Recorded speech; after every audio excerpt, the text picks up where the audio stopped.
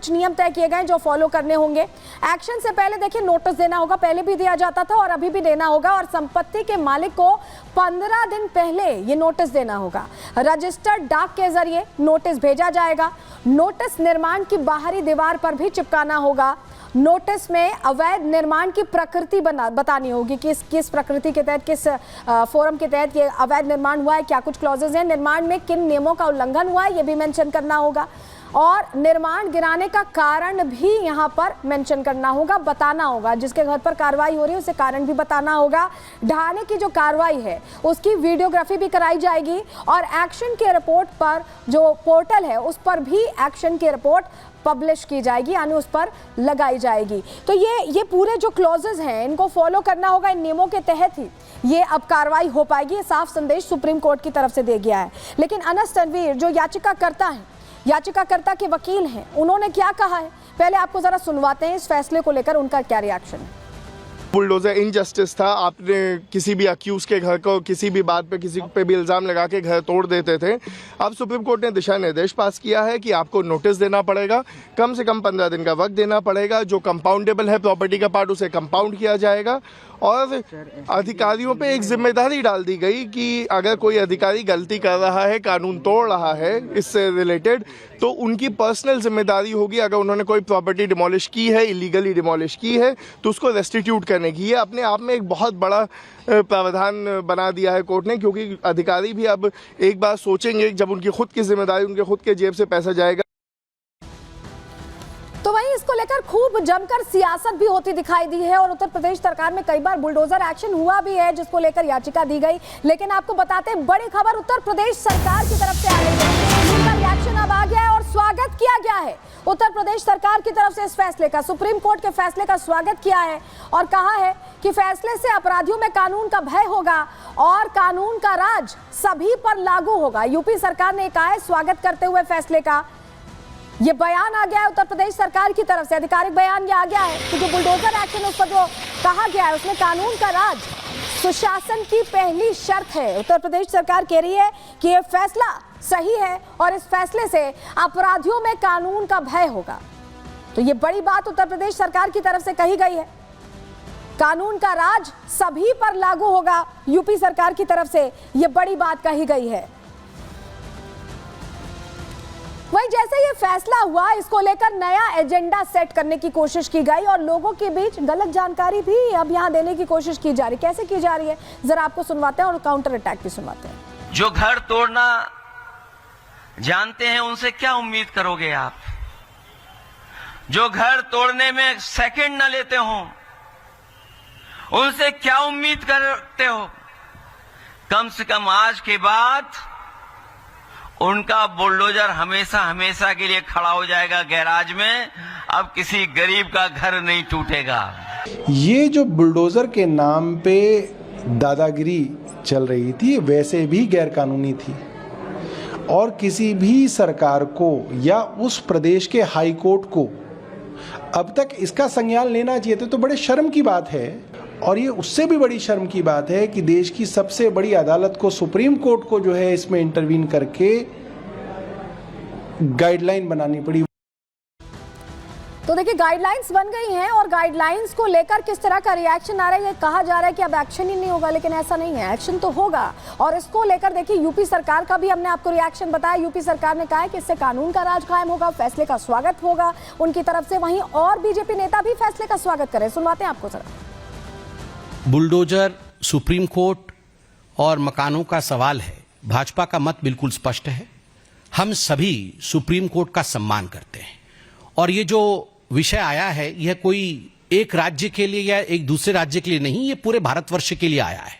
तो हमें लगता है कि अपराधियों के मन में डर होना एक अच्छे देश की निशानी होती है। जनता के मन में सुख और अपराधियों के मन में डर, ये जरूर होना चाहिए और सभी नियमों का पालन करके होना चाहिए। हम सुप्रीम कोर्ट के इस वर्डिक्ट का स्वागत करते हैं। सुप्रीम कोर्ट ने कहीं भी नहीं किया कि अनऑथराइज जो जगह है, अनऑथराइज बिल्डिंग है, अनऑथराइज मकान है, उसको नहीं तोड़ सकते। जो नियम कानून बनाए उनका पालन हमेशा लोकल बॉडी होती है वो करती है। उसका जो अनऑथराइज है वो तोड़ा जाएगा, उसको लोग कोई भी नहीं रोक सकता है। अपने नियम कानून है, उसके प्रकार से देश चल रहा है, उस प्रकार से कॉलोनियाँ बसती हैं, समाज बनता है। तो मुझे लगता है कि सुप्रीम कोर्ट का स्वागत है, लेकिन सरकारें अपना काम अपने हिसाब से, कानून से, नियम से, जो सुप्रीम कोर्ट के नेतृत्व में चलेगा वो करने के लिए हमेशा तैयार भी हैं और उनका कोई रुकावट भी नहीं है। तो गाइडलाइंस जारी हो चुकी हैं और कुछ नेता कह रहे हैं कि अब एक्शन नहीं होगा, गैराज में खड़ा रहेगा बुलडोजर। लेकिन आपको बताते हैं कि एक्शन तो होगा। क्यों हम ऐसा कह रहे हैं, चलिए जल्दी से जानकारी आपके सामने रखेंगे कि एक्शन होने वाला है। सुप्रीम कोर्ट के फैसले को समझने की यहाँ पर जरूरत है, बहुत ज्यादा समझने की जरूरत है। अपराधियों को खुश होने की जरूरत नहीं है। सुप्रीम कोर्ट ने बुलडोजर एक्शन पर नियम लगाए हैं, रोक नहीं लगाई है। बुलडोजर एक्शन पर पूरी तरह से रोक नहीं लगी है। एक्शन से पहले सुप्रीम कोर्ट की गाइडलाइंस का पालन करना होगा। आरोपी अगर दोषी पाया गया तो एक्शन तो होगा, जांच में निर्माण अवैध पाया गया तो भी एक्शन होगा। एक्शन से पहले कोर्ट से ही राहत मिल सकेगी। तो एक्शन तो होने वाला है और ये समझने की बात है कि थोड़ा डिले हो सकता है क्योंकि प्रोसीजर पूरा फॉलो करना पड़ेगा, लेकिन राहत नहीं मिलने वाली एक्शन से। कानून के तहत एक्शन होगा। चलिए अब आगे बढ़ते हैं, अगले सेगमेंट की बात करते हैं और बात करते हैं नशे के ऑनलाइन कारोबार की।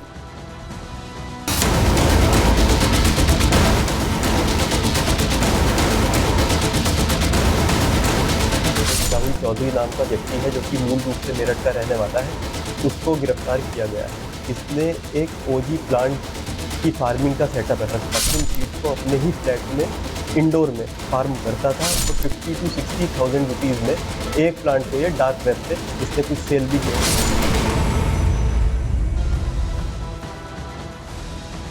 आपको पता है कि भारत में गांजा बैन है, वीड बैन है, लेकिन इसको लेकर खबरें पिछले कुछ दिनों से सामने आ रही हैं। अभी कुछ दिनों पहले एक कपल सामने आया था जो अपने घर के आंगन में, यानी ये कहें कि बालकनी में ये गमले उगा रहा था इसके गांजे के, और वो मामला सामने आने के बाद उसे गिरफ्तार किया गया। और अब तो एक नया मामला सामने आया है जो अपने आप में बहुत प्रश्न खड़े कर रहा है, क्योंकि यहाँ पर नशे का स्टार्टअप कर दिया गया है।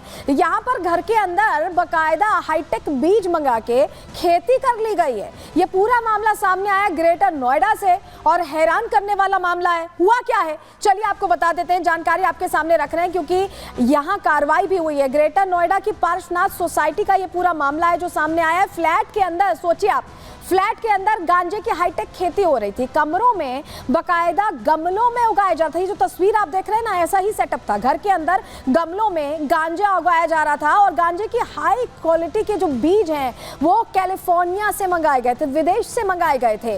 शक होने पर सोसाइटी के लोगों ने, जो आसपास के लोग हैं, उन्होंने पुलिस को सूचना दी कि यहाँ कुछ चल रहा है।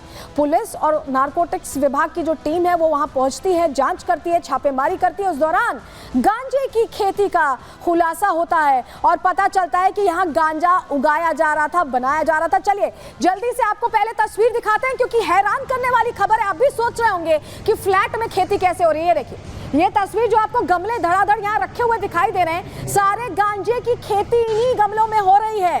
तस्वीर हम आपको दिखा रहे हैं। तस्वीर आपके लिए जरूरी है देखना क्योंकि फ्लैट के अंदर आप भी सोच के हैरान होंगे कि मकान के अंदर खेत किसने बना लिया, कैसे इस तरह की खेती हो रही है गांजे की, जो कि बैन है भारत में। ये ग्रेटर नोएडा की एक सोसाइटी है जिसकी जानकारी हमने आपको दी, पार्श्वनाथ सोसाइटी, जहां पर गांजे की हाईटेक खेती चल रही थी। ये कैसे हो रहा था, पूरी चेन आपको जरा समझाते हैं कि कैसे ये हो रहा था, कैसे फॉलो किया जा रहा था। देखिए कैलिफोर्निया से, विदेश से पहले बीज मंगाए गए। बीज मंगाने के बाद फ्लैट में गांजे की खेती शुरू की गई और अब खेती तो हो गई, अब सप्लाई कैसे की जाए, इसके लिए डार्क वेब का इस्तेमाल किया जा रहा था। और इस डार्क वेब के जरिए बाकायदा नशे की ये खेप सप्लाई की जा रही थी, लोगों के बीच उन तक पहुंचाई की जा रही थी और डार्क वेब का इस्तेमाल हो रहा था। ऐसे में किसी को कानों कान खबर ना लगे, इसका पूरा ध्यान रखा जा रहा था। चलिए अब आपको जरा दिखाते हैं ये जो स्टार्टअप किया है वो राहुल नाम है उस शख्स का जिसने ये स्टार्टअप क्रिएट किया अपने घर में। ये है वो आरोपी। ये देखिए आरोपी राहुल को गिरफ्तार कर लिया गया है। यहाँ पुलिस के साथ प्रेस कॉन्फ्रेंस में आप तस्वीर देख रहे हो। ये देखिए गांजे का ये जो पैकेट्स आप देख रहे हैं, हाईटेक बीज भी बरामद हुए हैं, बहुत सारी चीजें बरामद हुई हैं जिसके जरिए खेती की जा रही थी। सोचिए आप घर के अंदर अगर खेती की जा रही है, ऑर्गेनिक फार्मिंग लोग करते हैं अपनी छतों पर, तो वो खेती का सामान भी मिला। ये देखिए ये खेती का सामान आप देख रहे हैं, ऑर्गेनिक फार्मिंग ये गांजे की कर रहे थे, ये अलग बात है। तो ये तस्वीरें हम आपको दिखा रहे हैं खेती के सामान की। ये घर के अंदर बाकायदा कितनी बड़ी खेप गांजे की बरामद हुई है ये भी हम आपको आगे बताने वाले हैं, क्योंकि ये इंस्पायर्ड थे वेब सीरीज से। वेब सीरीज देखकर इन्होंने नशे का स्टार्टअप शुरू कर दिया, उसका कारोबार शुरू कर दिया और खुलासा होने के बाद पकड़ में आ गए। लेकिन हैरानी की बात यह है कि अमूमन लोग वेब सीरीज या किसी चीज़ से इंस्पिरेशन लेते हैं, लेकिन यहाँ कुछ और ही होता, क्राइम होता दिखाई दिया।